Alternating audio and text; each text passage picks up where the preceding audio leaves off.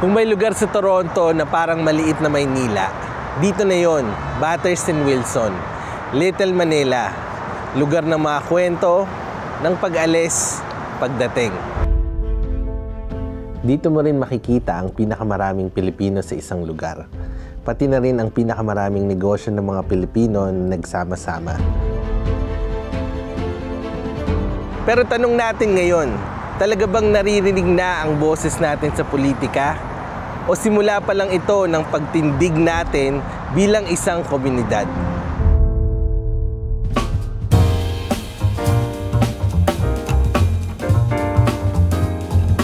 ...2025 federal election sa buong Toronto.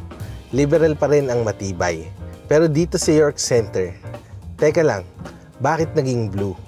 Bakit dito sa mismong Little Manila?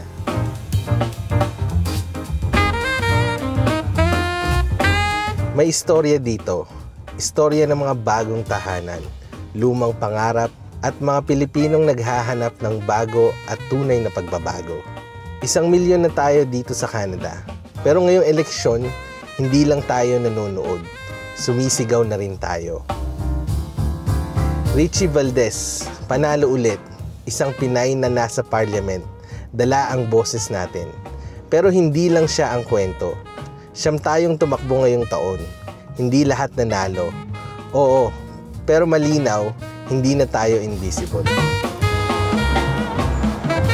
Iba-iba rin tayo. Gen Z, hindi lang basta maingay. Sila ang generation ng True North. Good and angry, stress, mahal ng bahay, bagsak ang ekonomiya. Ramdam nila lahat. Hindi lang klima o immigration ang laban nila. Para sa kanila, laban to para sa kinabukasan. Tirahan na abot kaya, laban sa inflation, at paninindigan na hindi for sale ang Canada. Pero para sa nakatatanda, gusto pa rin nila ng traditional values, seguridad, matibay na ekonomiya. Kaya karamihan, liberal pa rin ang binoto. Bakit York Center lang ang naging blue?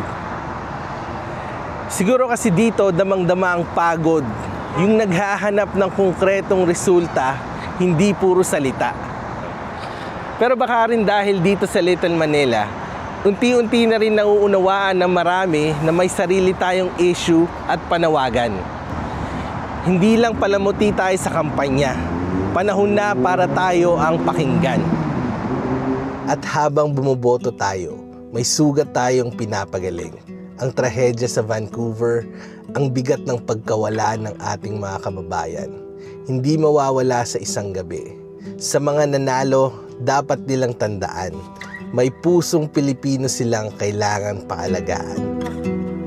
Ngayong tapos na ang halalan, nakita natin kung paano, kahit mahigpit ang laban, nananatili pa rin ang respeto. Sa gitna ng pagkakaiba, pinili ng mga leader natin ang magpugay sa isa't isa. Si Mark Carney nagsimula ng aral ng humility, na handa siyang matuto, makinig, at magsilbi para sa lahat. Si Pierre Poilievre, kahit natalo, buong dangal na tinanggap ito. At idiniin na bagamat oposisyon, lahat ay may common goal of defending Canada's interest. Yan ang tunay na diwa ng pagiging Canadian. Sana sa pagharap natin sa mga susunod na laban, sa ekonomiya, sa pagkakaisa, sa kinabukasan, dala pa rin natin ang diwang ito na kahit magkakaiba tayo ng boto, iisa pa rin ang ating bayan. Ang boto natin, hindi lang pagpili, isa tong sigaw.